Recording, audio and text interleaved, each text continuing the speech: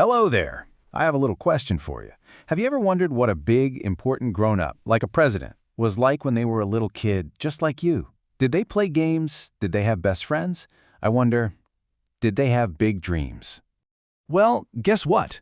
Today, we're going to hear a super special story. It's all about a little boy named Kalam, and he grew up to be someone very, very important and loved by everybody. Are you ready to hear his story? Okay, let's begin. All right, our story starts in a beautiful town, right next to the big, sparkly blue sea. And living in that town was a very special little boy. And his name was Kalam. He lived in a big, strong house on a street called Mosque Street. And he had such a happy childhood, always feeling super safe and loved by his wonderful family. So, who was in this wonderful family? Come on, let's go meet him. Let's say hello to Kalam's amazing mommy and daddy. So this is Kalam's papa. He may not have gone to a big, fancy school, but he was so wise. And he taught Kalam to always be honest and to always be a good, kind boy. And this is his mama. She had the biggest, warmest heart. She loved to cook yummy, yummy food, and she would share it with everyone. So many people came to their house to eat, and she would feed every single one with a great big smile. Aw. Kalam always felt so cozy and loved. Okay, so you've got a loving family. What else makes being a kid super duper fun? That's right, best friends. And Kalam didn't just have one friend or two, he had 3 best friends. Their names were Ramanada, Aravindan, and Sivaprakashan. They loved to play all day long and were just the bestest of friends. Now here's something really cool. Kalam and his friends were all a little bit different.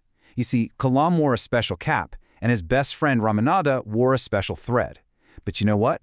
Those little things didn't matter one tiny bit. All that mattered was that they were best friends.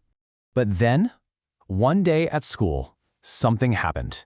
And it wasn't a very happy something. It made Kalam and his best friend feel very, very sad. You see, in their classroom, Kalam and Ramanada always sat together, right there in the front row, side by side. I mean, that's what best friends do, right? But then, a new teacher came to their class. And this teacher, well, he looked at the 2 friends sitting together, and for some reason, he just did not like it.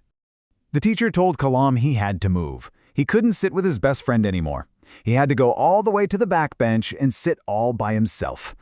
Oh, Kalam felt so sad, and when he looked back, he saw his friend Ramanada crying. It was just a very sad day for both of them. But wait, don't you worry, because you know what we learn when sad things happen? We learned that kindness is like a superpower. It can make things better, and some kind grown-ups were about to use their superpower. So after school, the boys told their parents everything. Ramanada's father, who was a very wise man, went to see the teacher. He told him that it's wrong to split up friends and that grown-ups should never, ever put unkind thoughts into little children's minds.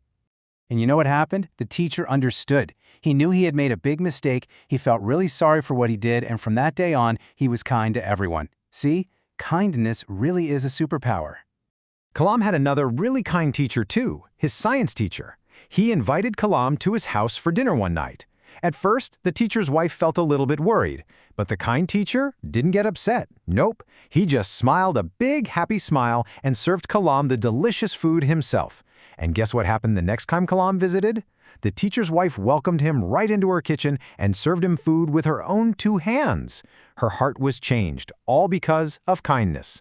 And this very same science teacher was about to show Kalam something truly magical, something that would help Kalam discover his biggest dream. So one day in class, the teacher was trying to explain how birds fly. He drew a picture of a bird on the blackboard, he pointed to its wings, its tail, but Kalam and his friends just didn't really get it. How did they really fly? So you know what this wonderful teacher did? That evening, he took the whole class down to the seashore. And there, up in the big, beautiful sky, were real birds soaring and dipping and flying all around. It was a magical moment. As Kalam watched the birds flap their strong wings, all of a sudden, click, everything made sense. He saw how they moved, how they used the wind. He understood the secret of flying. Sometimes, seeing something for real is the very best way to learn. That one special day at the beach with his kind teacher changed everything for Kalam. Right then and there, in that very moment, he knew what his big dream was. He wanted to spend his whole life learning all about flying. And that little boy, the one who was taught to be kind, the one who found his dream while watching birds by the sea, he grew up to be the great Dr. APJ Abdul Kalam.